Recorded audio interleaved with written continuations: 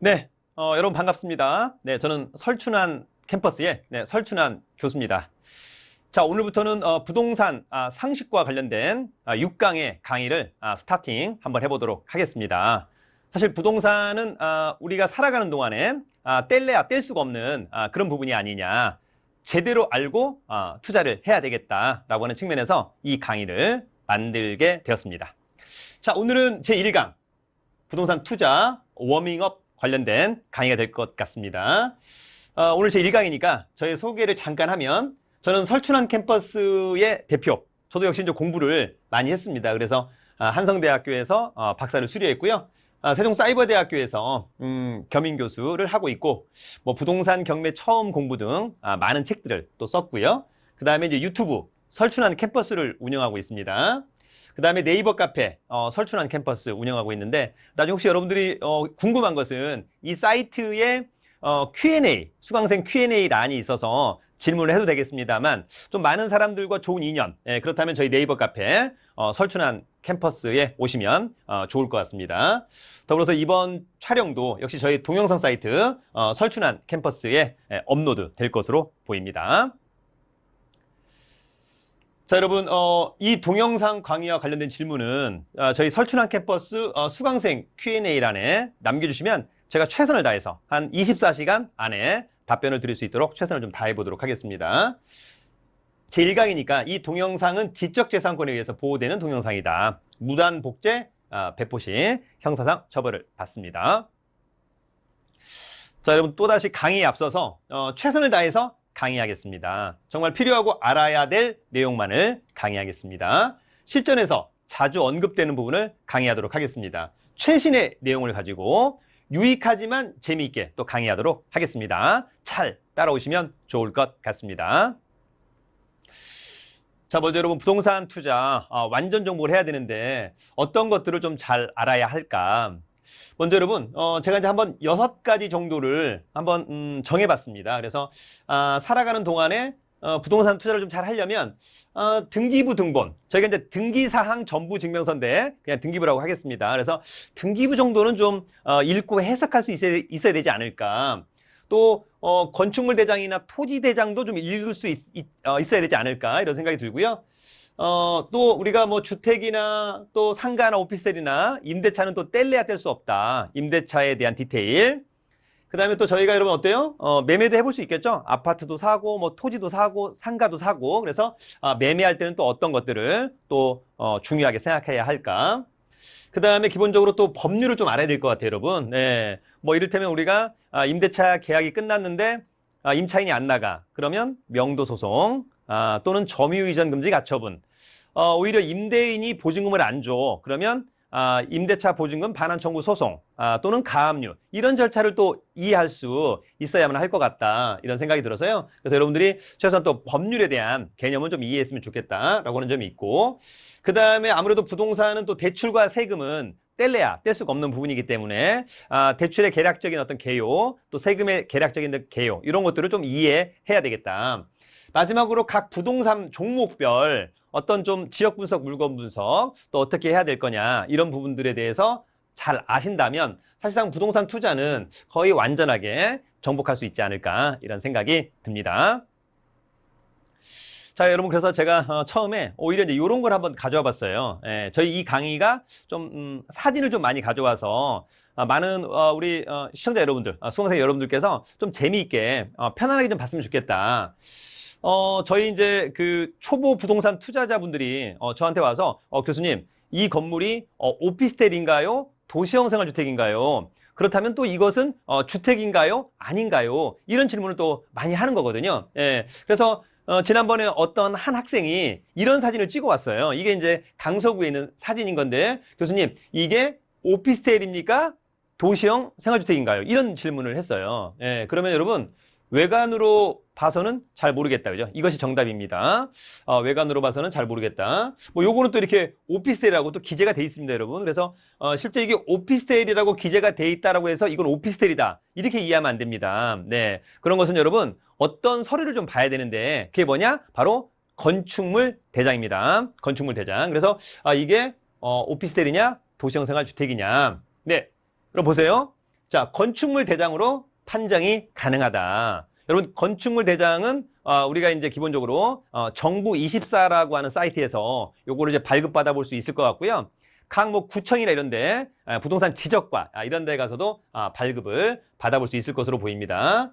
자, 여러분, 위에 있는 건축물 대장 뭐냐라고 봤더니 이거는 용도가 공동주택, 도시형 생활주택, 우리가 흔히 이야기하는 뭐 대학교 앞에 원룸, 그죠? 이런 것들이 통상 도시형 생활주택입니다. 그래서 건축물 대장을 보면 전유 부분이 언급되어 있고 공용 부분이 언급되어 있는데 전유 부분이 12.19제곱미터. 예, 그러면 면적은 12.19제곱미터는 여러분 잘 느낌이 안 오잖아요. 솔직히 얘기하면 평이라는 말을 쓰면 안 되겠습니다만 우리는 여전히 좀 평에 익숙하다. 그러면 12.19제곱미터니까 곱하기 0.3025 하면은 평이 나오는 거죠. 그러면 계략적으로 약 4평 정도가 좀 덜 되는 그런 면적입니다. 그렇다 하더라도 뭐 혼자 살기에는 특별히 애로사항은 없지 않을까 이런 생각이 들기도 합니다. 그래서 아까 그런 건물이 있는데 만약에 건축대장이 이렇게 돼 있다면 그것은 도시형 생활주택이다.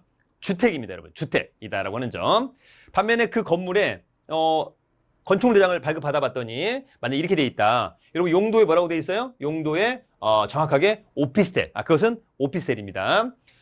이 오피스텔이라고 하는 것은 여러분 어때요? 네, 주택이 아닌 거죠, 그죠? 예, 주택이 아니다라고 하는 점도 이해를 좀 해주시면 좋을 것 같고, 일단 건축물 대장을 통해서 전유 부분, 즉 전용 면적이 몇 평 정도 되는지를 누구나 쉽게 알 수 있다라고 하는 점도 여러분 꼭 기억을 해두시면 좋을 것 같습니다. 자, 그래서 정리를 한번 간단히 해보도록 하겠습니다. 자, 여러분 우리가 오피스텔이 있어요, 그죠? 예, 얼마 전에 이제 후배가 삼성역 앞에 대림 아파텔, 이걸 이제 매수해서 들어갔다. 여러분 오피스텔과 아파텔은 주택이 아닙니다. 주택이 아닙니다. 네. 그런데 가끔은 이 오피스텔을 주택수에 포함한다. 이렇게 언급을 하는 또 기사를 본 적이 있을 것 같아요. 네. 자, 내가 오피스텔 아파텔을 하나, 둘, 세 개 갖고 있다. 자, 청약을 할 때 나는 여전히 무주택자다라고 하는 점 여러분 꼭 기억을 해두시면 좋을 것 같고요. 반면에 양도세를 납부해야 될 때, 저 오피스텔하고 아파텔에 실제로 그냥 누군가 사업자 등록을 하고 이를테면 상행위를 하고 있다. 예, 그러면 주택수에 포함되지 않습니다. 그런데 저 오피스텔 아파텔에 누군가가 임차인 또는 소유자가 전입신고하고 실제로 주거용으로 사용하고 있다면 양도세 계산할 때는 주거로 사용하고 있다면 주택수에 포함된다라고 하는 점을 여러분들이 꼭 기억을 해 두셔야 될 것 같습니다. 반면에 여러분 도시형 생활주택은 말 그대로 주택입니다, 여러분, 그죠? 주택. 그러면 주택이냐 아니냐에 따라서 또 여러분 뭐가 많이 달라집니까? 취득세가 달라집니다. 취득세가 달라진다. 여러분 우리가 부동산을 취득할 때 반드시 취득세를 납부합니다. 여전히 취등록세 이렇게 표현하시는 분들이 있는데 그것은 잘못되었다. 취득세와 등록세는 이를테면 통합돼서 그죠? 그냥 취득세라고 하는 겁니다, 여러분. 그래서 오피스텔 아파텔은 취득세가 4.6%, 그죠? 내가 뭐 3억 원에 매수했다. 그러면 3억 곱하기 4.6% 취득세. 반면에 주택은 크기와 가격에 따라서 1.1%부터 뭐 이를테면 3.3. 근데 뭐 도시형 생활주택 같은 경우에는 일단 가격이 그죠? 한 채 뭐 3억 원이 안 되고 면적도 뭐 85제곱미터 안 되는 거니까 웬만하면 그죠? 그래서 1.1%. 그러니까 만약에 여러분 제가 오피스텔을 만약에 3억 원에 매수했다. 그러면 취득세는 거의 뭐 1,500만 원 정도까지 가는 거잖아요. 그죠? 한 1,500만 원 정도까지 간다. 반면에 도시형 생활주택은 내가 만약에 3억 원에 매수했다. 그러면 330만 원만 납부하는 되는 거니까, 그죠? 취득세가 훨씬 더, 그죠? 저렴하다라고 하는 점도 여러분 꼭 기억을 해 두시길 바라겠습니다. 자, 그 다음에 여러분, 우리가 이제 부동산 초보자분들이, 재개발, 재건축, 또는 가끔은 리모델링, 이 차이를 잘 이해를 못하겠다. 이렇게 질문을 해주고 있습니다. 자, 여러분, 오늘 한 방에 끝나는 건데, 저희가 뭐 법률적으로 너무 디테일하게 알 필요는 없고, 이런 걸 재개발이라고 하는 거구나. 이런 것을 재건축, 이런 것을 리모델링이라고 하는 거구나라고 하는 점 정도만 이해한다면 저는 충분하겠다 이런 생각이 듭니다. 자, 먼저 여러분 재개발입니다. 재개발. 자, 일단 재개발은 주거 환경이 낙후된 지역에 도로와 상하수도 등 기반 시설을 새로 정비하고 주택을 신축하는 것이다. 핵심은 뭐예요, 여러분? 기반 시설을 새로 정비한다. 네, 무슨 말이냐? 이를테면 여러분 우리가 대표적으로 재개발은 어디냐면 약간 뭐 산동네, 달동네, 그죠?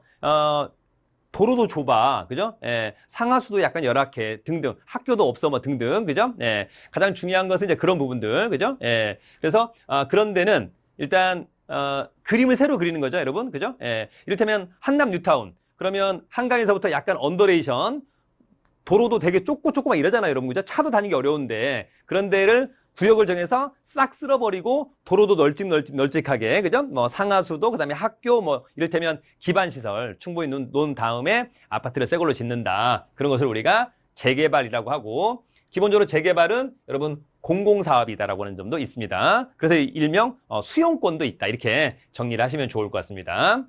반면에 이제 요즘에 아파트 하면 많이 또 이슈가 되는 게 뭐예요, 여러분? 바로 재건축입니다. 그죠? 재건축. 재건축은 노후주택을 철거하고 주택을 신축하는 겁니다. 그러면 재개발과 재건축은 차이가 뭐냐? 바로 재개발과 다른 점은 기반 시설이 양호하다라고 하는 점이다. 이를테면 여러분 이런 거잖아요. 아까 제가 얘기한 것처럼 뭐 옛날에 뭐 미아리, 지금 뭐 한남 뉴타운 이런 데, 그죠? 예, 이런 데는 기반 시설이 완벽하지 않습니다. 예, 차 하나 가기도 도로가 좁아요, 여러분, 그죠? 예, 반면에 재건축은 일단 도로나 이런 것들은 널찍널찍해요, 그죠? 예, 이를테면 뭐 선릉역 앞에, 강남역 앞에 다 좋잖아요, 여러분, 그죠? 예, 근데 그냥 아파트만 오래됐어. 그래서 철거하고 새로 지어야 돼. 그것을 우리가 재건축이다, 이렇게 이해하면 될 것 같고요. 재건축은 민간 주택 사업이고요. 기본적으로 준공 후 30년 이상이 된 주택에 대해서만 재건축을 할 수 있다라고 하는 점. 과거에는 이게 40년이었다가 30년으로 줄었다가 다시 부동산 경기가 너무 과열되니까 40년으로 늘리려고 하니까 기존에 이런 걸 보고 매수했던 사람들이 강력하게 저항하는 거죠. 야, 나 30년 보고 이거 샀는데 40년 늘리면 안 된다. 그랬더니 정부도 약간 한 발짝 후퇴. 그러나 완전히 후퇴한 건 아니고 그래 30년 하겠다. 그러나 안전진단을 좀 강화하겠다. 어찌 보면 약간 좀 더 너무너무 빨리빨리 짓지 말고 좀 더 약간 시간을 끌게 하는 그런 측면도 있었다. 이렇게 정리하면 좋을 것 같고요. 반면에 이제 리모델링은 건축물의 노후화, 억제 또는 기능 향상을 위해 대수선하거나 일부 증축하는 행위다. 사실 이제 우리가 여러분 일산이나 분당에 가면 재건축을 하기에는 별로 수익성이 없어요, 그죠? 재건축을 하기에는 별로 수익성이 없어. 근데 또 건물은 좀 오래되고 좀 약간 가격은 좀 너무 좀 그래. 또 약간 신축에 대한 열망이 있어요, 그죠? 예, 그런 것들. 그래서 준공 후에 15년 이상이 된 주택들은 재건축 아니고 리모델링도 할 수 있다라고 하는 점, 그죠? 네. 그러니까 여러분 통상은 재건축은 어때요, 여러분? 재건축은 그냥 모두 철거하는 거잖아요. 그죠? 그러니까 아파트 단지 안에 아무것도 없어. 예, 다시 다 철거하고 지하 이럴 때는 주차장 뚫고 그다음에 건물을 짓기 시작하는 데 반해서 리모델링은 여러분 건물을 완전 철거하지 않는 거죠. 예, 뼈대는 그대로 놔두고, 그죠? 예, 뼈대는 그대로 놔두고 이제 외관만 새로 한다, 이렇게 정리하시면 좋을 것 같습니다.